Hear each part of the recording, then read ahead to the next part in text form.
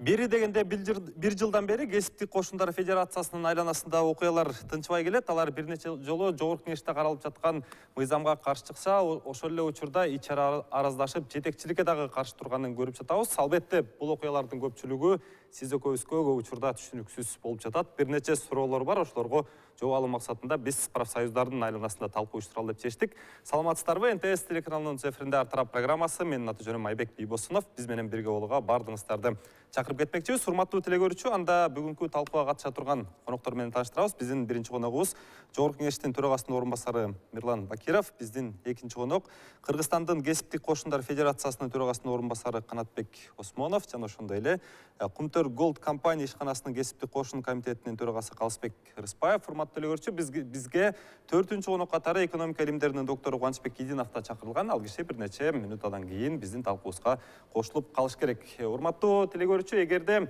ушул маселе боюнча сизде суроо болсо же болбосо салмактуу пикириңиз боло турган болсо, анда биздин 0342ден башталган телефонубузга байланышка чыгыңыз. Биз мындан тышкары Кыргыз Республикасынын профсоюздары учур талаптарына жараша иштеп жатабы деген суроо узатып соол салдык. WhatsApp номерибиз аркылуу ооба же болбосо жок деп жооп берүүгө, добуш берүүгө баардыгыңыздарды чакырмакчыбыз. Анда талкуубузду баштайлы. Мирлан ага, мен сизден баштайын деп атам. Азыр кесиптик кошундар жөнүндө мына парламентте мыйзам долбоору каралып атат. Мен билгенден 2 окуудан өттү. Буга профсоюздар абдан каршы чыгып атат да. Анан мыйзамдын негизги максаты эмнеде болуп атат?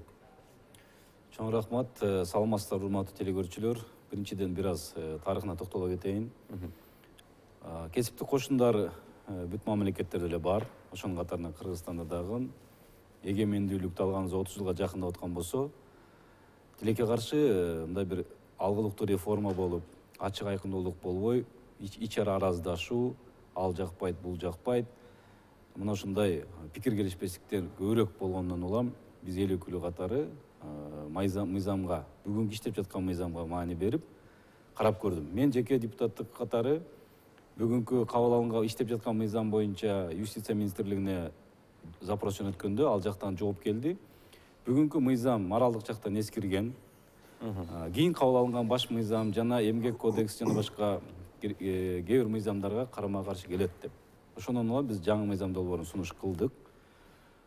Бул жерде талаш тартыш акыркы бир жылдын аралыгында аябай күчөдү.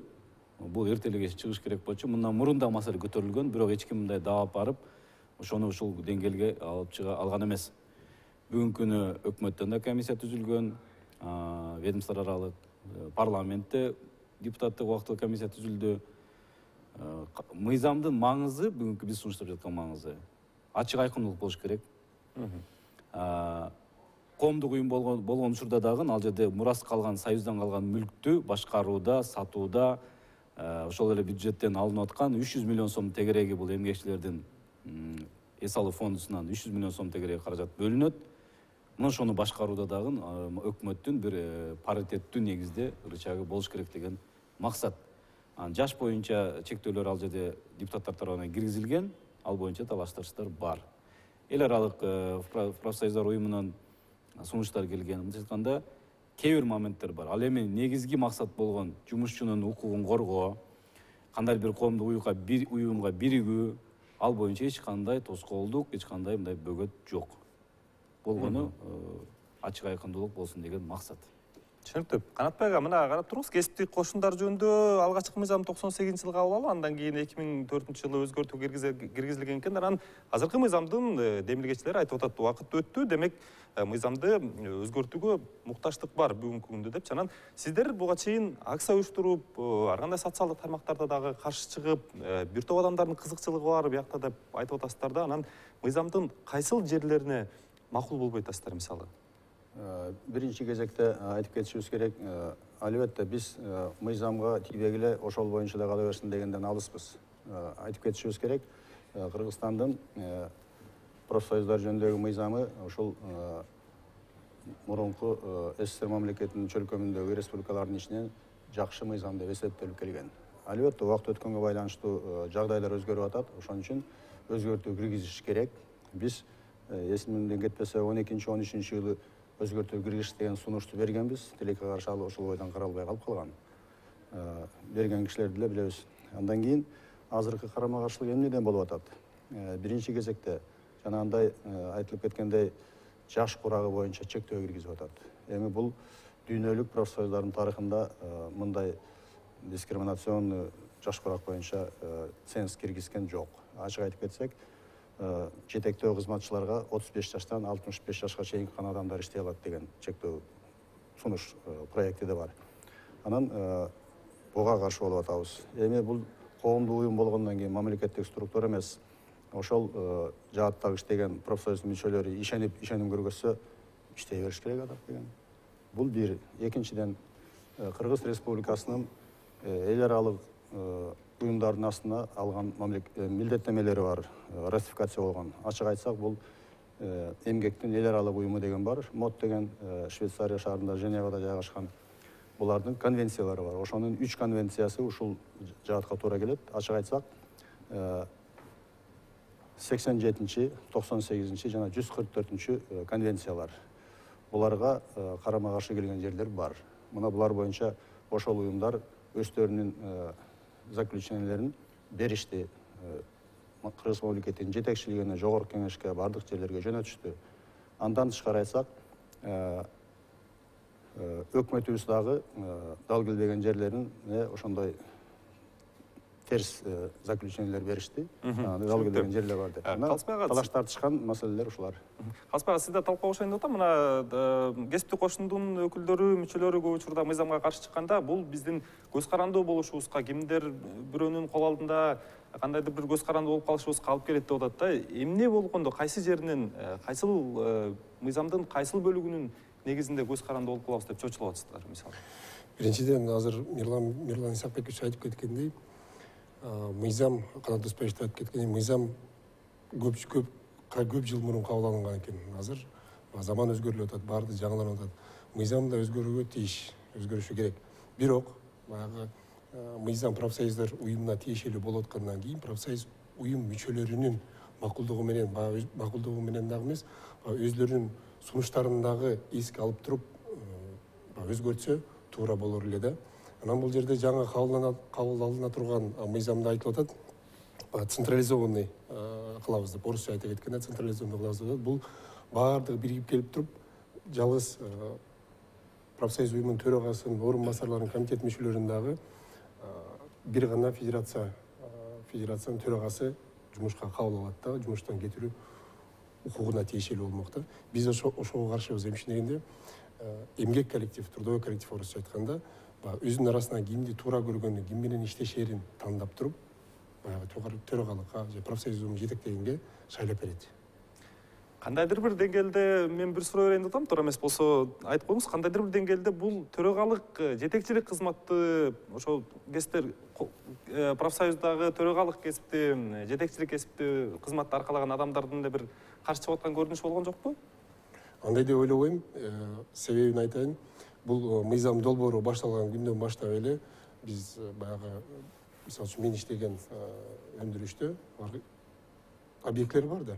Ал жерден биздин профсоюз уюм мүчөлөрү менен кезүүгө болгондо, баягы чогулуш болгондо, биз дагы эмне жаңылык болуп атканын, кандай болуп атканын, бул мыйзам долбоору тууралуу дагы түшүндүрүү иштерин жүргүзө кеткенбиз. Ошол жерден болгон суроолору, эмне себептен мындай болуп атат, эмнеге баягы мыйзам кабыл алынып атат, биз жөнүндө кабыл алынып атат, бирок биздин ойду сурабайлы деген суроолор болгон да. Жок, бул жерге мен кошула албайм. Мен жеке бир канча коомдук талкууларда катыштым, суроолорго жооп бердим. Анан бул профсоюздар уюмундагы ичиндеги бул мамлекеттик же муниципалдык мыйзам менен жолго салынбайт. Ал жерде мисалы профсоюздун төрагасы шайлайт, бекитет, коет деген норма жок. Коомдук уюм катары ошол эле курултайында съездинде бекитилет. Биз мына бир топ ачуу таттуу сөздөр да айтылды. Бүгүн мындай бир парлар түшүп, мынакей Канат мырза дагы биз мыйзамга негизи каршы эмеспиз, бир-эки маселелер бар деп айтылып жатканды, бул дагы алдыга болгон жылыш. Ооба. Канчбек ага, мына жумушчулар жалпы Кыргызстандык 1% өзүнүн айлыгынан 1% ушу профсоюздарга бөлүп берет экен. Бул болжол түрдө алганда бир 300 миллиондун тегерек чет экен да. Анан ошол акчалар максаттуу кетип, Кыргызстандын профсоюзу иштеп атканда сиздин мисалы ичиңиз чыгып атабы? Кандай баа берет элеңиз? Профсоюз мында чын-чынына келгенде баягы первичный организациялардан билинет да, кандай иштеп аткандар. Мысалы, мен иштеп аткан жерде профсоюз жакшы иштеп атат. Тыкылдаган кыз бар, авторитетин кылып тигиндей кылалды, бияка баралды деп уюштурушуп, анан кийин баягы жашыңар келип калды деп жана Денис эмеге пенсионный возрастта кишилерге 300 сомдон кичинеме беришип, как называется, поддержка кылып ошентишет. Анан баягы путевка болсо жазылгыла дешет, мындай алалы андай деп. То есть мындай в целом баягы иш жүрүп атат да. Единственный жанагы эгер мыйзам боюнча келе келгенде, мен оюмча азыркы угуп аткан нерселерге караганда действительно көптөн бери абсурдене болуп атат. Бу жерде жанагы конфликт интересов дегенге чейин жеткендей болуп атат. Себеби бу жерде мындай бир ноо болуп атат да, тиги парламентте комитеттин председатель правкомдун то ли күйөөсү, то ли аялы болот деген сөз. Турган Молдобекова депутат жөнүндө айтып атсаңыз керек. Ошондой болуп кетет. Ошол жерде гана нюанс бар экен, эми бөлөк депутаттар деле карап кетчи. Просто ал киши талкат этип аткандай болуп, баягы мындай средства массовой информациядан кеткенде ошондой ойго кетип калып атат да. Анан менин оюмча мындай болсо жакшы болот. Эгер азыр 3-чү окуусуна барып калдыңар да, Кудай буюрса. Ошонун алдында бул эки эмне правкомдун ичинде эмне каршылыктардын баарысын рабочий группа түзүп алды. Ошо парламент биздин, между прочим, рабочий группалар аябай активный жакшы иштеп жүрүшпөйбү? Ошондой кылып туруп, ошонун баарысын чече турган мындай бир бес конфликтный ситуацияга алып келип туруп, анан кабыл алсак туура болот го дейм да. Себеби эгер масса мындай эки жаат болуп турган болсо, ал баары бир кийин президенттин кол коюшуна кичине тоскоолдук болуп калышы да мүмкүн да. Ушул маселени ойлонуп көрүш керек. Силер дагы мына бу жерде мына биздин вице-спикер турат, мындай акылдашып карап көрүп, анан жаштар профсоюз иштеп жүргөндө силер баягы бизге ана жакындараган элдин арасында жүрөсүңөр, көбүрөөк билесиңер да. Ошон үчүн ушундай мындай бир баардыгына албетте баарына жабыш. Бирок ошол мамлекеттин кызыкчылыгына туура келгендей кылып, и в то же время элдин кызыкчылыгын, алардын тиги укуктарын биринчи орунга койгондой ушундай принцип менен кетсек, и модду да карап көрүш керек. Алар кандай да эмнесине каршы болуп атат. Анан кийин алда противоречие болбойбуз, потому что баары бир дүйнө глобалдашып баратат. Биз ошо бүткүл дүйнөлүк профсоюз движениясына баары бир активный мүчөсү болуп катышабыз дегендей мааниде да. Ошолорду гана эске алса деген ой бар да. Мен тактап коеюнчу, бул жерде мыйзамдын демилгечисинде Гүлкан Сакина Молдобекова жок. Ал комитет төрайымы катары мыйзамды караганга укуктуу. Конфликт интересов мүмкүн сиз айткандай бардыр, бирок негизги мыйзам демилгечилери башка депутаттар. Бул биринчиси. Экинчиси, биз баягы коомчулукту башка жагыныкка алып кетип атабыз дагычы. Бул жерде эң негизги маселе ошол союздан мураска калган мүлк. Анан 700 миңден ашык мүчөбүз бар деп атат профсоюз. Эми орточо 5 миңден же 7 миңден алган айлыкты 1% эсептеп көрүңүз. Бул 1 миллиард сом тегереги сом. Андан сырткары 300 миллион сом бюджеттен каражат которулат. 1 миллиард 300 миллион сомдун тагдыры мына ошону ачык айкын пайдаланышы жөнүндө сөз болот. Санарип деп атабыз. Эмнеси жаман? Ар бир профсоюз мүчөсү онлайн режимде болобу же сайт аркылуу көрүп турса, ким качан путевка алды, ким кай жака барды, кезекте ким турат, кимдин укугу кандай корголду. Кумтөрдүн өкүлү отурасыз. Эки жараныбызды мисалы тоо басып калды, бүгүнкү чейин табылган жок тилекке каршы. Мүмкүнчүлүк пайдаланып, жакын туугандарына мындай көңүл айтып кетем да. Маселе көтөрдүңүздөрбү? Мисалы профсоюз тарабынан жардам берели, карайлы, алып чыгайлы. Ар кандай учурлар бар. Жакшы иштеп аткан профсоюздар бар, начар иштеп аткандар бар, жеке кызыкчылык менен жүргөндөр бар. Ошол эле Кумтөрдүн жана Тажыбаев деген мырза борбордук комитет. Элдияр да? Элдар Тажыбаев. 480 миң сом айлык алган фактылар бар. Азырында комиссия аныктап чыгып атат. Официальный айлыгы да. Ким алып атат, ким 100 миңден ашык айлык алып аткан учурлар бар. Эми жөнөкөй мүчө 300 сом алып атса, сиз айткандай 400 сом алып атса, а жетекчи төрагасы 100 миңден алып атса, наразылык болобу? Болот. Калсбай ага, мезге дагы бир суроо кыстара кетейин деп аткамда, ушу Тоген тармагындагы профсоюздар боюнча чындыгында эле сын пикирлер көп. Алардын бири жумушчулардын таламын талашпай, ал көп учурда ошол жумуш берүүчүлөр менен бирим алага келип алып, кандайдыр бир кээ бир жерлерден бармак кызуу көз кызды болуп коюп атат деген кептер да айтылып атат да. Мүмкүн болсо ушуга жооп берсеңиз. Негизи эле Кумтөр боюнча көп жумушчулардын укугу тебеленген, тепсилген көрүнүштөр биз угуп калабыз, бирок профсоюздун кыйкырып чыкканын, юнгатканын биз көп учурда көрбөйбүз да. Ушуга жооп берсеңиз мүмкүн болсо. Мирлан Айкемдин азыр берген суроосуна жооп берип кетейин. Жанагы Кумтөрдө эки биздин жаран коллегаларыбыз, кесиптештерибиз кырсыкка байланыштуу билесиңер, 1 декабрь күнү таңкы саат 5:30 кырсык болуп өттү. Табылбай калышты. Биз силер эмне кылдыңар деген суроо берип атасыз. Мен жеке өзүм мага 6-5 мүнөт өткөн эртең менен чалышты. ошол эле күнү түшкө чейин эле жетип бардым. Ошол эле күнү да туугандары келе баштады. Эмне жардам кылыш керек болсо моралдык жардамдан туугандарын ошол жерге алып барып көргөзүп, баягы эми ал жерден өзгөчө кырдаал министрлиги келгенден кийин толугу менен издөө иштерин менен издөө куткаруу иштерин алар кылат экен. Алардын жумушуна биз кирише албайбыз. Бирок профсоюз уюму тарабынан биз туугандарын тосуп алып, кырсык болгон жерге алып барып көргөзүп, баягы жатаканасын, тамак ашын дегенде. Бүгүнкү күндө Кумтөрдөн эмнени талап кылып атасыздар? Кандайча эмне талап кылып атасыздар? Бүгүн ушул окуя боюнча эмнени талап кылып Бүгүнкү атасыздар? күндө эми бул орусча айта кеткенде жумуш берүүчү менен компания менен туугандар ортосундагы болгон келишим болуп өттү. Баягы орусча айта кеткенде мировое соглашениега келишти, түзүштү. Январьдын 10-унда ошол жерден жаназа окулду, Куран окутулуп, туугандары да чакырылып, туугандары жолдоштор чакырылып, жаназа окулуп узатылды. Мүмкүн болсо дагы бир кыска суроо берип кетейин. Айлык маселе боюнча сиздин жетекчиңиз 400 миңден өйдө алат деп атат. Сиз өзүңүз канча аласыз мисалы? Вот азыр баягы байтаптан жооп берейин да. Мирлан байке берген суроого Тоо кен тармагы боюнча 400 миң зарплата алат дегенде мен андай уккан эмесмин. Албайт деп айта алам. Эмнеге мынтип айта алам? Ар бир 5 жыл сайын съезд болуп турат. Тоо кен тармагынын баягы отчеттук конференциясы съезд болуп турат. Ал жерде ревизионный комиссия деген бар. 5 жыл мөөнөт ичинде эмне жумуш кылынганын, кандай жумуш кылынганын, финансылык каражаттар кандай коротулганын, төраганын, орун басардын, аппараттын алган айлык акыларын баарын текшерип туруп, ошол жерден отчет берилет. Бул жерде берилген акыркы отчетто мындай суммалар айтылган эмес. Мен ага да ишене албайм. Депутат комиссияда айтылган факт, эми убакыт саат көргөзөт, аны ачык айкын чыгат. Сиз өзүңүз канча аласыз? Айтылган сөз айтсак болот да. Ар кайсы сумманы айтып берет да, баягы чыгып кагаз түрүндө, расмий түрдө чыккандан кийин бир сөз айтылбаса, мен буга азыр кошула албайм. Өзүңүз канча аласыз? Мүмкүн болсо ачыктай аласызбы, эгер өзүңүз каршы болбосоңуз, мисалы канча аласыз сиз? Бардык баягы төлөмдөрдөн кийин, салыктардан кийин 77 миң алам. Түшүнүктүү. Канат ага, мен сизге бир суроо берейин деп атам да. Мына карап туруңуз, азыр Мирлан ага мына 1 миллиард сомдун айланасындагы сумманы айттыңыз, Анан ошолордун мыйзамдын эмгичилери айтып атат. Биз ошолордун ачык болушуна, жанагы эс алууга жолдомо берген путевкалардын дарегине, түз дарегине жетишине, муктаж болгон адамдардын жетишин эле каалап атабыз биз деп атат да. Эмнеге анда сиздер каршы болуп атасыздар да? Мен мүмкүн болсо. Бул маселе боюнча эч кандай каршылык же болбосо бул сунуштун артында башка көрүнүштөр барбы? Бул сунушка каршылык жок. Себеби дегенде жана айтып кеттик, профсоюздук мүчөлүк взнос бул 1% айлыктан кармалат. Анан ал толугу менен эле өйдө якта турган жетекчилик профсоюздарга келбейт. Анын 60% ошол баштапкы уюмда калат. Мисалы үчүн сиздердин ишкананын өзүндө калат. Өзүндө калат, 40% өйдө якка келет. Алар эмнеге кетет? Жанагы аппарат бар. Мисалы үчүн биздики 3,5 единица.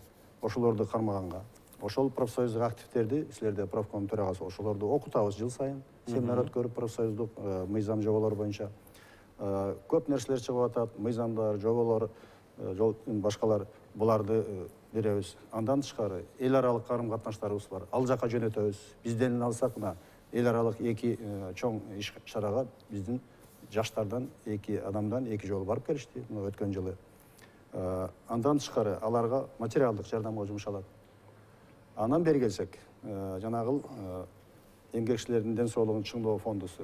Ал мынакей былтыркы жылы 300 миллиондой болду, азыр быйылкы жылга пландаштырылып атат 315 миллион мыйзам түрүндө бекитилди. Бул каражатты социалдык фонддо топтолот, анан профсоюздар федерациясына өткөрүлүп берилет. Профсоюздар федерациясынын курамы бул тармактык профсоюздардан жана областтык профсоюздардан турат. Буларга бөлүштүрөт, санына жараша эрежелери бар, коэффициенттери бар. Бөлгөндөн кийин биздин баштапкы уюмдардын жазган талаптары менен, заявкалары менен аларга беребиз. Алар өздөрүнүн ишинен ташматпы, эшматпы, ким ден соолугу боюнча Жалал Абад курортуна барганга муктажбы, көлгөбү ошол жака беришет. Анан бул жерден көзөмөл жок деп айта албайбыз эч кандай. Себеби дегенде жыл сайын эсептөө палатасынан келип текшерет. Ар бир балага чейин бул жерде жалаң эле чоңдор эмес, ошол кызматчылардын балдарына дагы жолдомо берилет. Мына азыркы кезде 2 өкүл эсептөө палатасына отурат.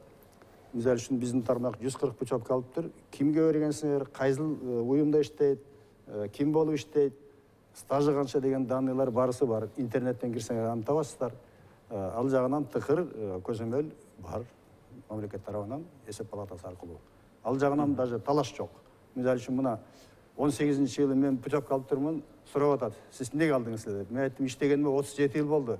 Биякта дарт бар. Ошого байланыштуу мен арыз жазып, биздин президент деген уюм бар, ошол чечим чыгарып мага берген, барып келдим деп. Андан тышкары жанагындай биринчи кезекте ала турган жеңилдик бар адамдар бар. Булар жанагы Кыргыз мамлекетинин баатырлары, ардактуу адамдар иштеп аткандар. Анан мен жанагы мурунку СССРдин ВЦСПС деген болгон, азыр ВКП, ошонун бир күмүш белгисине татыктуу болгон, ада кирип калып турмун. Ошон үчүн мен мындай бир артыкчылыктуу укугум бар деп 18-нчи жылы алып барып келген үчүн жалдап аткан. Түшүнүктүү. Урматтуу делегер, сөзүңүзгө аралчы. Азыр сиз СНТСтен ар тарап программасын көрүп жатасыз. Биз бүгүн кесиптик кошун же болбосо профсоюздар жөнүндө талкуу уюштуруп жатабыз. Бизде чакан жардамалык түрмөк бар экен, андан кийин талкуубузду улантабыз.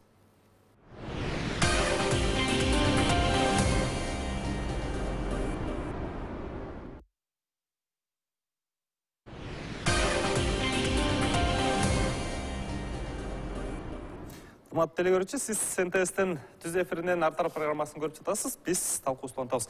Сөз сурадыңыз эле жарнаманын астында. Жана сүйлөп аткан жерден сөз ортодон бузулуп кетти.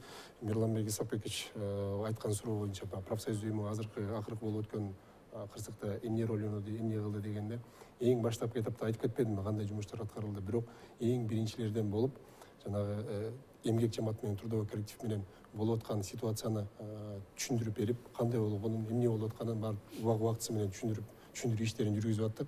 Жана ошондой эле техникалык иликтөө деп коет. Ошо техникалык иликтөөгө дагы профсоюз уюмунун мүчөсү иликтөө ишине кирген. Администрация жактан, мамлекеттик органдардан и профсоюз жактан, борбордук комитеттен, ТООК тармагынан. Түшүнүктүү. Мирлан ага, азыр жанагы профсоюздун карамагындагы мүлктөр боюнча эмеске сурай берейин деп атам. Мисалы, Союздан мурас катары бир нече мүлк калыптыр. Мен тагыраак сурасам буга чейин 31 мүлк деп айтылды. Анан мыйзам долбоорунда да ошол мүлктүн тагдырлары боюнча айтылган буга чейин кабарланды да. Анан ошол мүлктөрдүн бүгүнкү учурда абалы кандай, анан мыйзам боюнча эмнелер сунушталып атат мүлк боюнча? Рахмат, эң жакшы суроо бердиңиз. Ушул тилекке каршы мүлктөрдүн абалы бүдөмүк. Союз урагандан кийин канча мисалы 1000 гектар жер, канча мүлк, канча квадрат өткөндүгүн тактап, андан кийин эмне болгон. Тилекке каршы мына ошол совет чогулуп, тигил же бул мүлктү сатуу боюнча чечим чыгарат булар. Ошонун негизинде мүлктөр сатылып да келген, берилип да келген, ижарага берилген жерлер бар, иш козголгон жерлери бар, толгон токой. Ошол эле мына саякат гостиницасы боюнча көп, мындайча айтканда. Эң өкүнүчтүүсү, биз бала болуп кандай барган болсок, мисалы ошол эле домодук жана башкасына, азыр да ошол мойдон же терезе салмашкан жок, же эшик калга салмашкан жок. Мындайча айтканда, эч кандай жаңылануу болгон жок көпчүлүк жерде. Жаңыланып болгон жерлер бар. Калыс ушуну айтып кетейин, иштеп аткан жерлер бар, пайда алып келип аткан жерлер бар.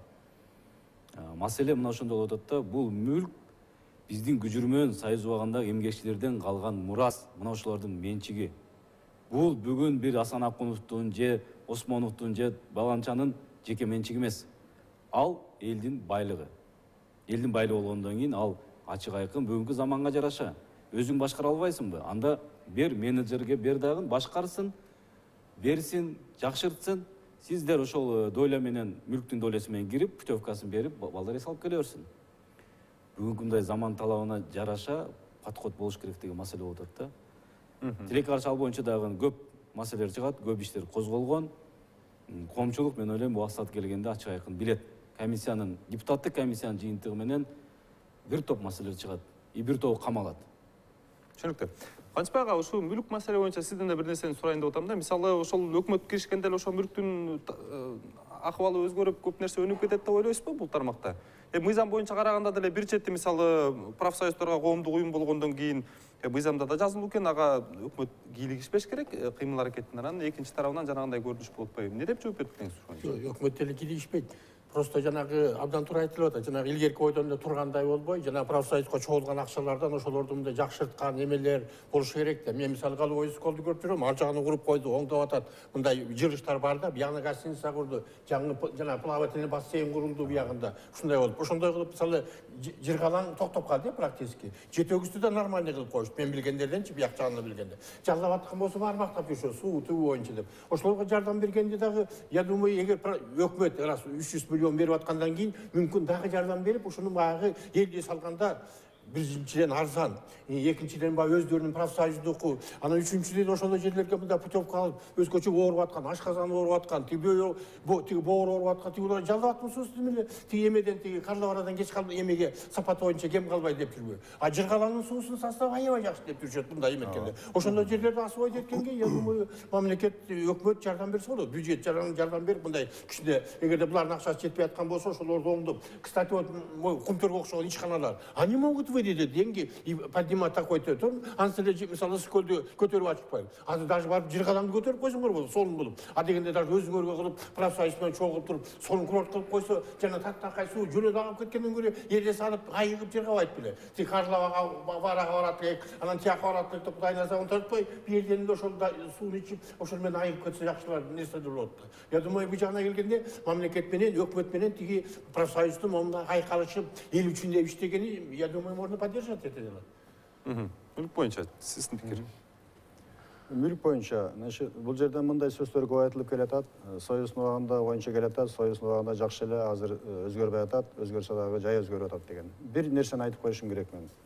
Туура түшүнүшүбүз керек. Союздун убагында азыркы кездеги өзүнчө болуп аткан мамлекеттин ичинде мамлекет деп айтылат, социалдык фонд профсоюздун колунда болчу. Ошол кезде мындай сөздөр айтылчу. Эгер профсоюздан космоско космонавт учуруш керек десе, профсоюз каражат жагынан кыйналбай учуруп жиберет деп. Анан соцфонд өзүнчө бөлүнүп кетти. Профсоюз жанагы взнос менен, мүлк менен калды. Да акыбалдар начар жерлер бар. Ошого карабай өлүп аткандар бар. Мына Мирлан Исакович өзү көрүп келди түштүктө. Жалал абад курорту мындай көргөн кишинин көзү кубанып, ичинен ыраазы болуп кетип атат. Анан тилекке каршы адамдык фактор деген бар экен. Ишенип койсок жетекчилер жакшы иштей албай аткандар бар. Чөнтөгүн иштеп аткандар бар экен. Ошолордун аракетиндебиз азыр. Анзас келгенсип жанагындай мыйзамсыз жулагачып алып кеткен кыймылсыз мүлктөр бар. Буларды сот аркылуу кайрып атабыз. Бул тараптан биз жардамга муктажбыз. Сот системасы 10 жылдап карап аткан, бирок чечип аягына чыкпаган маселелер бар. Ушул жагынан биз жардамга муктажбыз. Профсоюздар тарабынан баягы элге керек болгон мүлктү сатып жүргөн жерибиз жок. Кереги жок, туруп калгандар бар. Мисал үчүн айталы, Бишкекте, Месараш көчөсүндө турист деген автобаза бар. Профсоюздун 3 машинеси бар, жеңил машина. Автобазанын бизге кереги жок. Аны айтып атабыз, сатыкка коюшубуз керек да, ошол каражатты жанагы Жыргалаң болобу, башкасына жумшашыбыз керек. Алардын деңгээлин көтөрүшүбүз керек. Канат ага, буга чейин массалык маалымат каражаттарына сиз бир нече интервью бердиңиз. Ошолорду бүгүн көз жүгүртүп отурсам, бирөөсүнө сиз айтыпсыз да, жана мүлктөр боюнча токтолупсуз. Кайсы бир депутаттардын артында ошол эле учурда мурдагы жакында эле мына кызматтан алынган Асан Акутов боюнча да айтыпсыз. Депутаттар менен чогуу кызыкчылыктар бар. Кээ бир мүлктөрдү өзлөрүнүн жеке менчигине чыгарып кеткен депчи. Эмнени айткыңыз келди? Жеке менчигине чыгарып кеткен эчтеке жок азырынча. Бирок ошондогу аракет болуп атат деп ойлоп атам дептирсиз. Айтып коюшубуз керек. Сиз сурап калдыңыз, жооп берип айтып коеюн. Белгилүү Чолпон Ата шаарында профсоюздардын эң биринчилерден болуп пайда болгон Чолпон Ата деген эс алуу үйү бар. Муну 3 жыл мурда мына биздин кече кеткен төрагабыз Мирбек Асанакунов андай укук ал кишиде жок болчу, өзүнүн буйругу менен аны жаап таштаган. Ал жер иштетсе болот болчу, эл айсыктай. Ошондон бери мынакей карыз өсүп атат, жер налог деген бар, бул төлөнбөй атат. Мисалы үчүн жанагы канализация, агымдуу суу системасы иштебегенен бул иштен чыгат экен, ал иштен чыкты. Мен өзүм кесибим токойшу, ыйлагым келет, дарактар кууруп атат сугарылгандан кийин. Мына азыр бүгүнкү күндө карыздар өсүп, азыр банкротствого алып барат деген чочулоодун астында турабыз. Аны биз сактап калышыбыз керек. Ал Кыргызстандан элден сурасаңар эң жакшы көргөн жерлердин бири Голубой Исыкөл санаторий менен ошол Чолпон Ата эс алуу үйү. Андан кийин башкалар пайда болгон.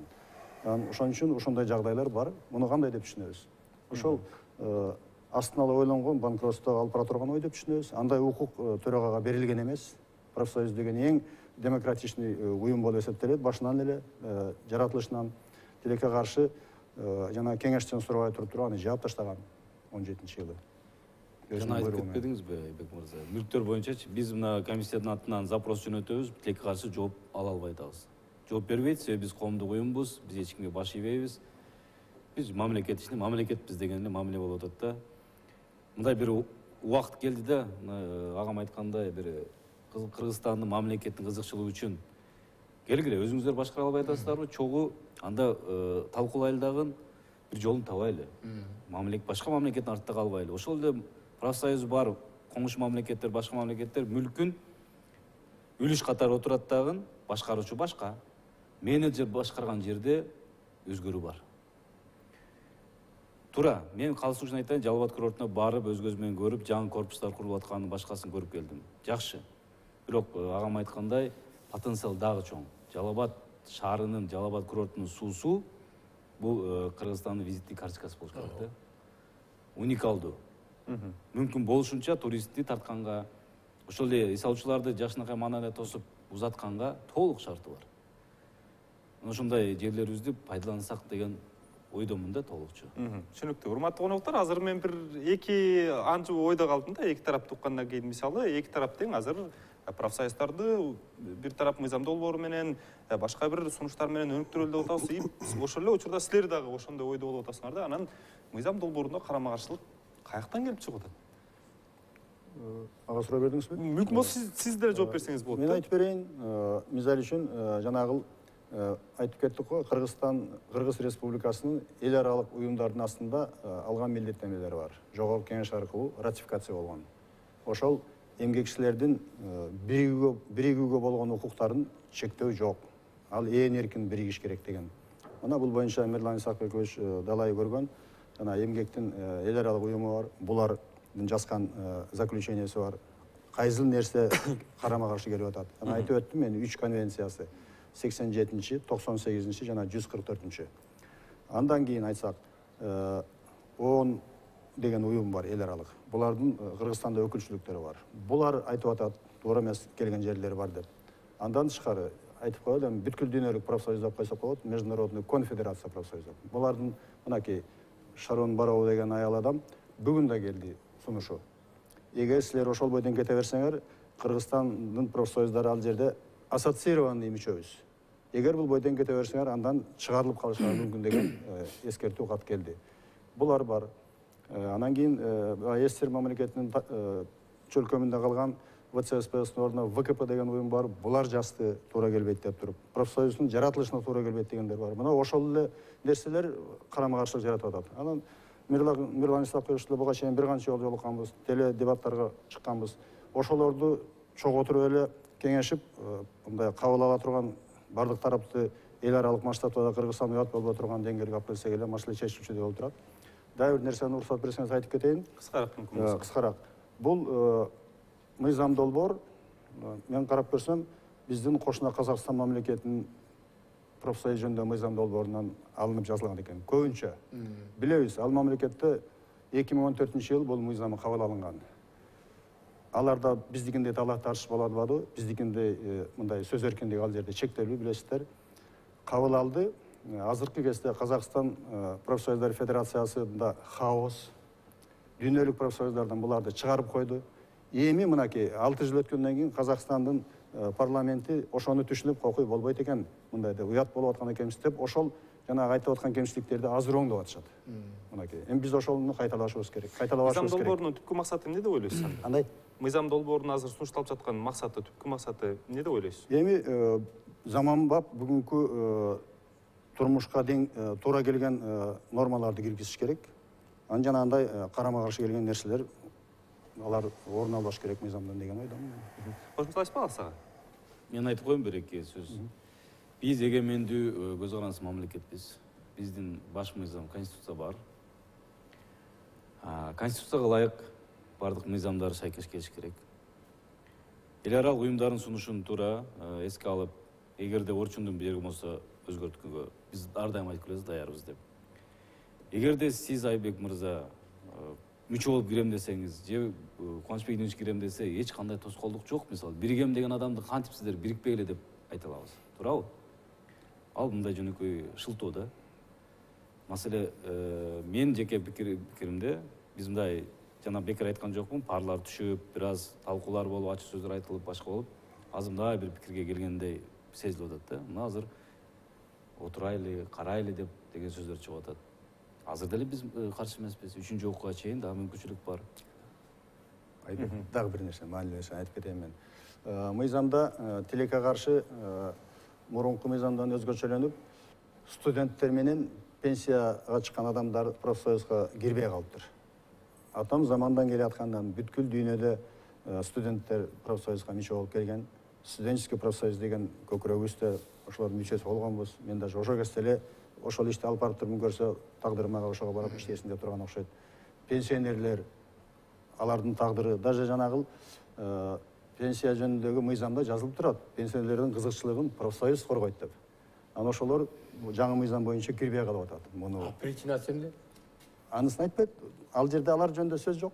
Иштеген адамдар гана деген сөз бар. Анан ошон үчүн бул норманы Мирлан Исакович эч коркпой эле киргизишибиз керек. Алар мүчө болгондон толук зыян жок. Пенсионерлер тажрыйбалуу адамдар. Зыян жок. Студенттин анда тиги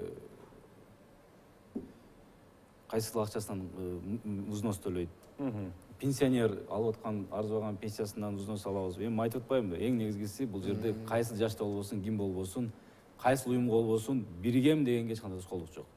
Партия дагы коомдук уюм, профсоюз да коомдук уюм. Партиянын мүчөсү болом десе бирөө жок дейбиз. Уставын таанышат, макул келсе бирге берет аны. Партияга студенттер киргенге болбойт, по-моему, биздин закондо ошондой эле. Каспайга негиз Азыр эми Мирлан Исаковичтин сөзүнө аралжы сиз айтып атпайсызбы, баягы студенттерге дагы, пенсионерлерге дагы эч кандай бөгөт койбойбуз депчи. Анан сөзүңүздүн бирисинде да айта кеттиңиз, биз макул мамлекет тарап катары, мамлекеттин өкүлү катары айтып атабыз, биз макулбуз эки тараптуу сүйлөшүүнүн негизинде буну бир кабыл алалы деп. Биз дагы профсоюз уюмдары дагы, мен баягы башталгыч профсоюз уюмунун мүчөсү, өкүлү катары айтып атам, биздин жөнөкөй жумушчулардын оюнда угуп туруп, бизде өзүнүн оюбузду айта билели да, биз дагы ишинин тармакта эмне болуп атканын, жумуш ордунда эмне болуп атканын көрүп атабыз да. Бизде өзүнүн оюбузду айталы, биздин оюбуз менен биргеликте өзгөрүү болсун. Сиз жанагы айтып кеткен ошол эле жыргалаң жети өгүз атасыз, ага толугу менен кошулам. Канча шахтерлор бар, жердин астысында иштеп аткандар бар, тоонун башында иштеп аткандар мына 4000 метр бийиктиктерде. Анан биз жыл сайын ар бир жумушчу тиешелүү путевка, орусча айта кеткенде, путевкасын, жолдомону алат эс алуу жайларыначы. Анан профсоюз уюмунун мүлктөрү болгондон кийин сиз айтпайсызбы, 1 миллиард ашык сомдон каражат бөлүнөт профсоюз уюмдарына депчи. Айланат ошол жерде. Айланат экен. Анан сиз айтпайсызбы, мамлекет жардам берсе деп. Мен толугу менен колдоп кетет элем. Мамлекет жардам берсе, ошол эле голубой сыкыл болобу, көбүлтүр сыкылды, жыргалаңды болобу, жети өгүздү болобу, баягы шартка байланыштуу дүйнөлүк стандартка алып келбесек дагы жакшы бир кыйла өзгөртүп койсок, биздин ошол жумушчуларга шарт түзгөнгө эң сонун болот эле да. Жалгыз эле мен өзүм иштеген жерди айтпай элем, бүт Кыргызстан боюнча айтпайм, шахтерлор бар, жердин астында иштегендер бар, эмне деген жумушчулар бар. Ошонун баарды келип эс алышса деп ойлоп атам да. Маселе жок, бул сиздер эми жеке тараптарсыздар. Сиздер мисалы бир эле мисалда Улуттук университетинде юридикалык академия. Эч кимге мисалы кошулбай сиздерге мүчө эмес болуш керек. Өзлөрү эле топтолуп, профсоюзун түзүп, өздөрү ачык айкын учет жана башкасы жүргүзүп, жашнакай кылып, ошо эс алуучу жайында оңдоп түздөп алды. Ага эч ким тоскоолдук жок. Бул жерде мурастан калган мүлктөрдүн башкаруу, бюджеттен бөлүнгөн каражатты ачык айкын пайдалануу ошол жолдомолорду дарегине жетип атабы, жетпей атабы, мына ошол жерде маселе. Анан эгер уруксат берсеңиз, бир кичинекей бир толуктама, может бул азыркы форматка туура келеби, келбейби билбейм. Азыркы учурда баягы орусча айта кеткенде госэкотехинспекция деген бар го Кыргызстанда. Ошонун баягы көп милдетин, жумушун баягы мамлекет тарабынан кызып койбоду. Текшербеш керек. Инвесторлор мамлекетте болуш керек. Инвесторлорду, бизнесмендерди кыспаш керек деп. Ал жагына да кошула алам. Бирок азыр баягы өндүрүштө ар кандай жетекчилик тараптан, администрация жактан баягы укук бузуу, мыйзам бузуу дегендер болот. Анан биз кайрылсак, же болбосо жумушчу өзү барып ошол органдарга кайрылган күнү кагазды көрөзөт экен, мамлекет тарабынан бизге вето коюлган деп. Ошол жеринен дагы профсоюз уюмдарында, жалгыз профсоюз уюмунда эмес, бүткүл эмгек коллективге жардам берген болот элеңер да, мамлекет жактанчы. Ошол жерде сурана кетерлик. Биз өткөндө жаңы жылдын астында болуп өткөн чогулушта бул тууралуу да айтып элек, тиешелүү кат мамлекетке жолдомок, бирок жолдонгон кат 1 ай, 2 ай, 3 ай кармалат да аркасынан кубатып сурасаң жообун алдың, сурабасаң ошо бойдон чын жүрөктөн баары болуп калат да. Ошол жерден баягы биздин жөнөкөй жумушчулардын үнүн уга билсеңиздер, же бир ошо профсоюз мекемесинде бир офис ачасыңарбы, же бир кабылдама кыласыңарбы, ошол жерден азыр бул форматка айтылчу сөз эмес, көйгөйлөр, маселелер, проблемалар аябай көп. Азыр жалгыз эле мүлктө эмес.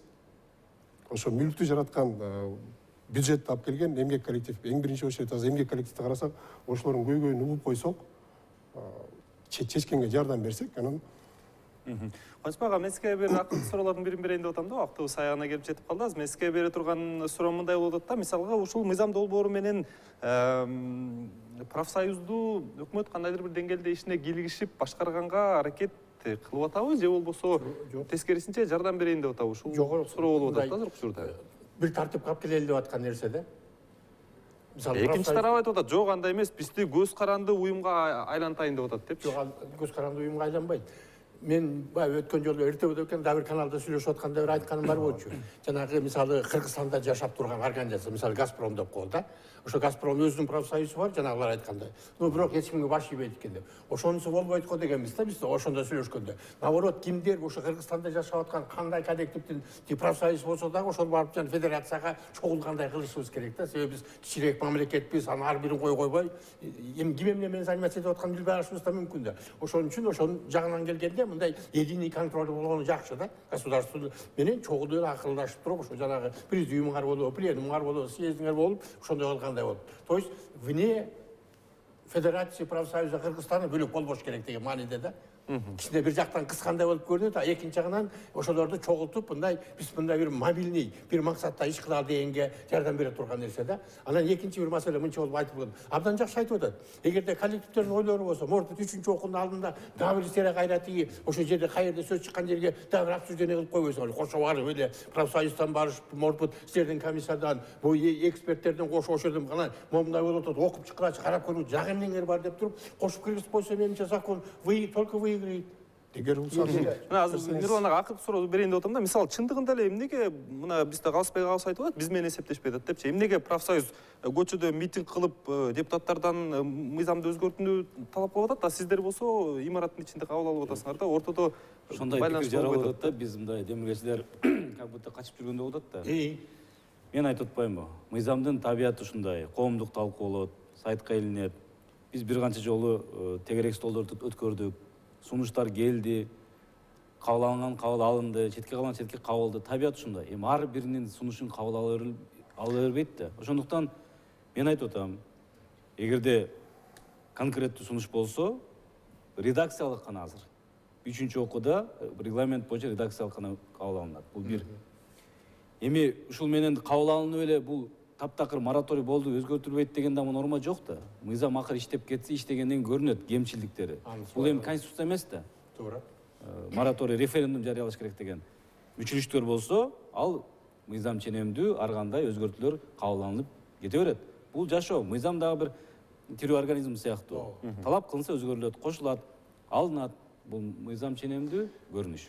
жок, мен жана сөзүмдү жыйынтыктап кетейин, жанагы айтып атпаймынбы, мамлекеттик органдарга кайрылсаң, дело производства боюнча определенный бир убакыты бар да. Анан ал өтөт, андан кийин өзүң барасың, дагы барасың. Ошол менен кечирип койгула, экинчи жолу тавтология кылып атам, чын жүрөктөн баары болуп калат да. Ошол сиз сунуш бериш керек деп атпайсызбы? Сунушту былтыр бул мыйзам долбоору башталганда эле биз өзүбүздүн уюмунан, эмгек коллективдин атынан мен өзүм кат жазып, баягы коллектив айткан сөздөрдүн баардыгын баягы тууралап жазып туруп бергенбиз. Жооп эсептешкен жоксуз. Бир жылдан өттү. Анан жана өкмөт өкүлү катары өкмөттүн ар кайсы жерде өкүлчүлүктөрү бар, баягы акимиятчылык болобу, эмне болобу, мүмкүн ошол жерлерден дагы баягы биздин объектке чыкканга толук шартыңар бар, чыгып, сиз айтпай элем, негизи баягы өкмөт өкүлдөрү момундай болуп атат. Бул мыйзам кабыл алынса, плюстары бул жерде, минустары бул жерде. Эгер баягы ишенбей атсаңыздар, бир топ адам кылып атат, макул эмес болуп атат десеңер, жанагы общественное обсуждение деп атпайсызбы? Бул интернетте эле болуп атат. интернетке чыгып атат. Баспа, мүмкүн болсо кыскараак убакыт аягына келип интернет керек болот. Баардыгы интернет колдонушу эмес, жумушчулардын баардыгы. Иштейт, келе жатат, чарчайт. Ал баардыгы баягы чукулда отурган убактысы деле жок.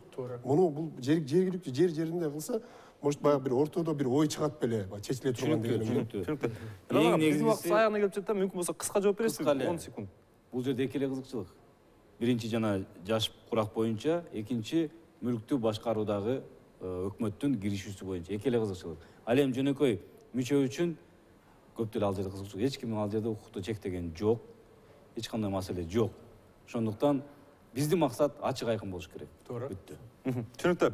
Урматтуу коноктор, телекаршы бизге бөлүнгөн убакыт аягына келип жетти. Эсиңизде болсо, биз эфирдин алдында Кыргыз Республикасынын профсоюздары учур талаптарына жараша иштеп жатабы деп көрүүчүлөргө суроо узаттык эле. Азыркы учурда ооба деп 99, ал эми жок деп 81 адам жооп берген экен. Дагы бир жолу келип бергениңиздерге ыраазычылык билдиребиз. Урматтуу телекөрүүчү, чындыгында эле профсоюздардын эң биринчи максаты бул жетекчилик менен араздашуу эмес, эң биринчи максаты жумушчулардын укугун коргоо жана алардын жашоо шартын жакшыртуу болуп эсептелет. Бул дегендик, эгер сиз жумушуңуздан укугуңуз тепселенген болсо, профсоюздар эң биринчи сиздин жаныңыздан табылыш керек. Анткени сиздин айлык акыңыздан 1% ошол профсоюзга бөлүнүп жатат. Сиздер НТС-тен Ар тарап программасын көрдүңүздөр. Аны мен Айбек Бийбосунов алып бардым.